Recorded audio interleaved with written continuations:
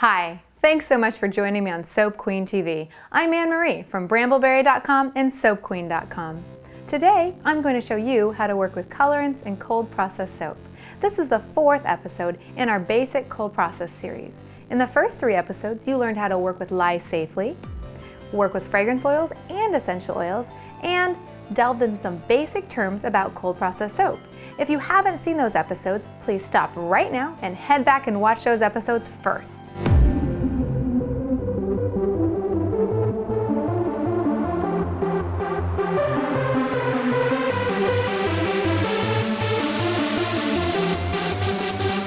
Some colorants that you might be familiar with for melt and pour soap don't work in cold process soap. They can morph, bleed, fade, go yellow when you don't expect it, turn from purple to green, or just act completely unpredictable. In this episode of Soap Queen TV, I'm going to show you how to use 4 commonly used colorants and teach you what to expect. So let's go over some of our colorant options. Micas are minerals that are mined from the earth. They're then cut and polished so that they shine and reflect light. In clear soap, they look awfully sparkly and nice, but in cold process soap, they just kind of give an opalescent sheen. This is Bramble Berry's Copper Sparkle Mica. It's colored with an all-natural pigment, making it all-natural. It also means it won't bleed in your soap. Micas can be colored with pigments, or they can be colored with FD&C or D&C dyes. This is red mica. It's colored with FD&C dyes. This means it's not natural, and it will bleed in your soap, leaving indistinct lines. This is an oxide. Oxides are more natural than FD&C colors because even though they're processed in a lab, they don't use D&C dyes or FD&C colorants to make their color. This is ultramarine violet. It won't bleed in your soap. Oxides don't bleed and they don't morph. Some colors, like this Cellini blue mica, actually do morph in your soap.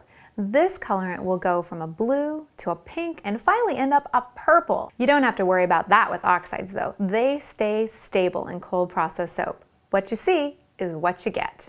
This is a liquid color called lab colors. They are FD&C or D&C dyes. They're meant to be diluted in water. This little tiny bottle makes this much concentrated colorant. Wow! When choosing your colorants, it's important to look at one last variable. What color are your base oils? If you're using a lot of olive oil, for example, your base oil may be very yellow or very green. Check out what happens when we use this purple colorant in a neutral base. It's a gorgeous purple, just what you'd expect. Now look what happens when we use it in a slightly yellow base. That puce color isn't what any of us were going for. Are you excited to color some soap? Me too! I'm going to show you how to use all 4 of the colorant options we just went over. You ready to get started?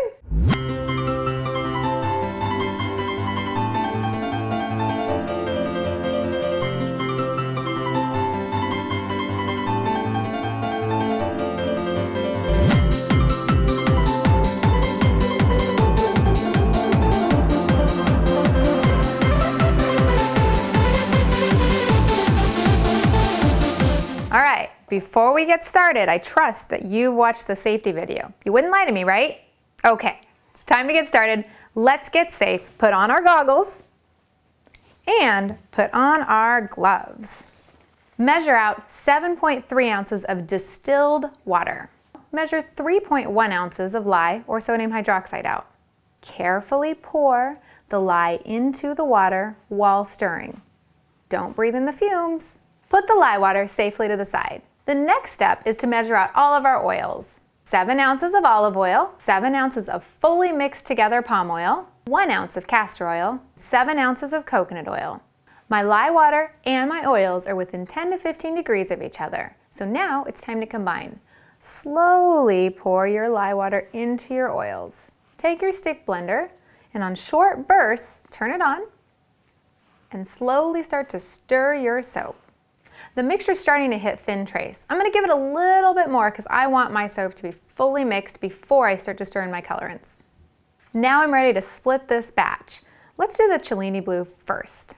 I'm going to do 4 mini scoops to make sure I get a great purple color. And stick blending this.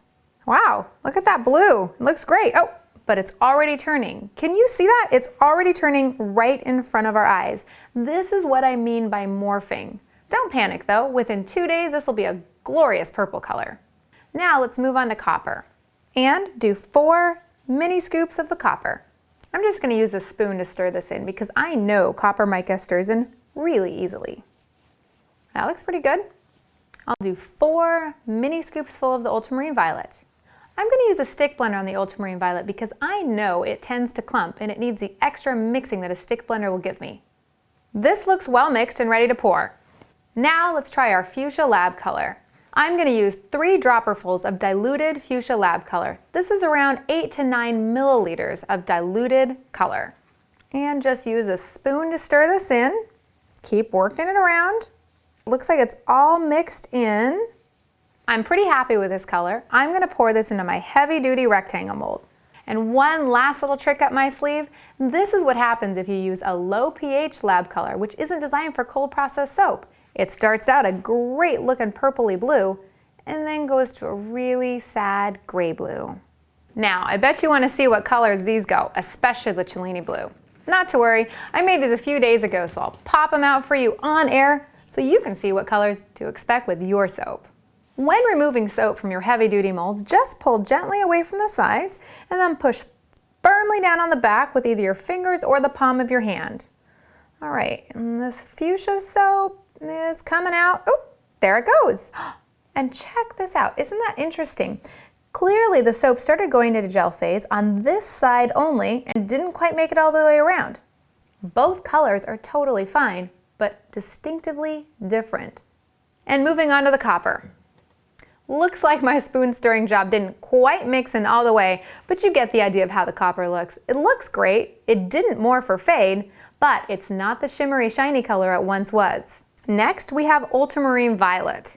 And pushing out, out, and here it is. Wow, that's a great looking purple. And moving on to Cellini blue. I know I've been waiting to see this one. There it is. It didn't mix in totally perfectly, but you can see that Cellini blue clearly morphs into a beautiful purple color. This is one way to make morphing work for you.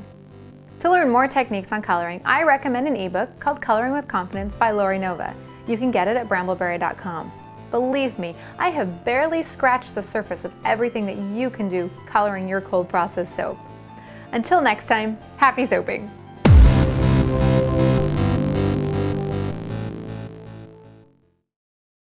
I'm Anne-Marie from brambleberry.com and soapqueen.com. In our first 3 episodes on cold process soap basics, you learned how to... I'm just going to pour this into my heavy-duty rectangle mold.